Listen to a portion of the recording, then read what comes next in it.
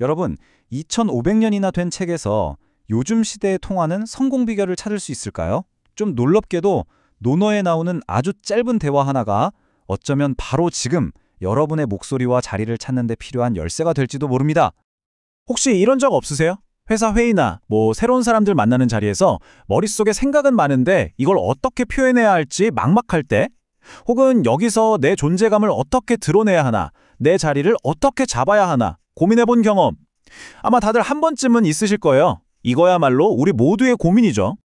그런데 만약에 그 해답이 요즘 서점에 쫙 깔린 자기계발서가 아니라 아주 오래된 대화 한 토막에 숨어 있다면 어떨 것 같으세요?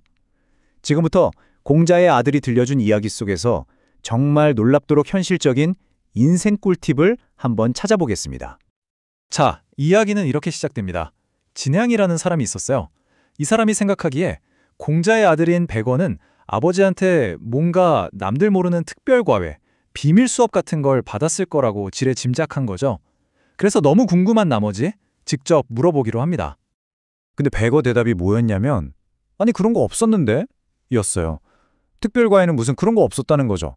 대신 아버지가 툭 던진 질문 두 개를 이야기해 줍니다. 그 첫 번째가 바로 이거예요. 너 시공부했니? 만약 배우지 않으면 말을 할 수가 없게 된다고 하셨다는 거예요. 자, 그럼 여기서 공자가 말한 시라는 게 도대체 뭘까요? 우리가 보통 생각하는 그런 서정시. 맞아요. 하지만 그게 다가 아니에요. 훨씬 더 큰 의미가 있습니다. 시를 배우지 않으면 말을 할 수 없다.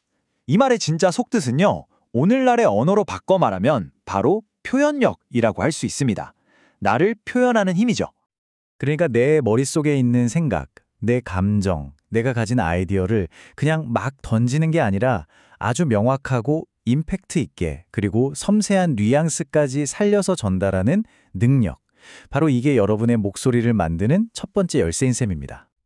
생각해보면 현대사회에서 이 시는 정말 어디에나 있어요.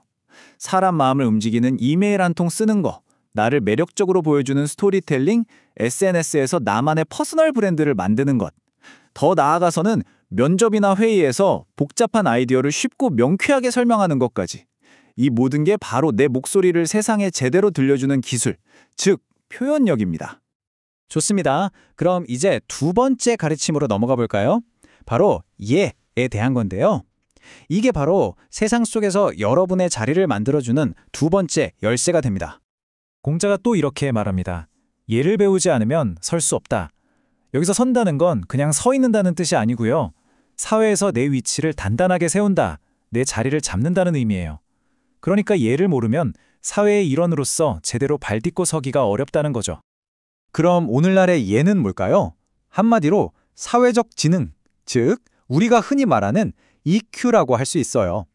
사회적인 룰이나 에티켓, 그리고 지금 이 상황의 맥락, 분위기를 딱 파악해서 관계나 상황을 아주 효과적으로 풀어가는 능력을 말하는 겁니다. 현대사회의 예는 바로 이런 것들이죠. 소위 눈치라고 하는 분위기 파악 능력, 직장에서의 비즈니스 매너, 온라인 세상에서의 소통 규칙을 아는 것, 또 상대방에게 존중과 공감을 보여주고 이걸 바탕으로 좋은 인맥을 쌓아가는 능력까지. 이건 마치 사회라는 거대한 플랫폼의 알고리즘을 이해하는 것과 같아요. 성공적인 관계를 만드는 눈에 보이지 않는 아주 중요한 규칙들이죠. 자, 이렇게 공자의 아들한테서 시와 예라는 두 가지 가르침을 전해들은 진앙은요. 그 자리에서 머리를 한 대 맞은 것 같은 엄청난 깨달음의 순간을 경험하게 됩니다. 그래서 너무 기뻐하면서 이렇게 말해요. 야, 나는 하나를 물어봤는데 세 가지를 얻었네. 그냥 특별 과외라는 비법 하나가 궁금했을 뿐인데 그것보다 훨씬 더 깊고 본질적인 세 가지 통찰을 얻고 돌아가게 된 거죠. 그럼 그가 얻은 세 가지가 도대체 뭐였을까요? 단순히 시랑 예를 배워라 이게 아니었어요. 첫째는 나를 표현하기 위한 시의 중요성. 둘째는 내 자리를 만들기 위한 예의 중요성이었죠. 그리고 마지막 세 번째가 진짜 핵심인데요. 바로 공자가 자기 아들이라고 해서 특별히 뭘 더 가르쳐주지 않았다는 그 사실 자체에서 깨달음을 얻은 거예요. 아, 진짜 리더는 자기 자식에게조차 편애하지 않는 공정한 사람이구나 라는 걸요. 결국 그는 목소리, 자리, 그리고 리더십의 본질까지 한 번에 배우게 된 겁니다. 자, 이제 결론입니다. 이 이야기가 우리에게 말해주는 핵심은 이거예요.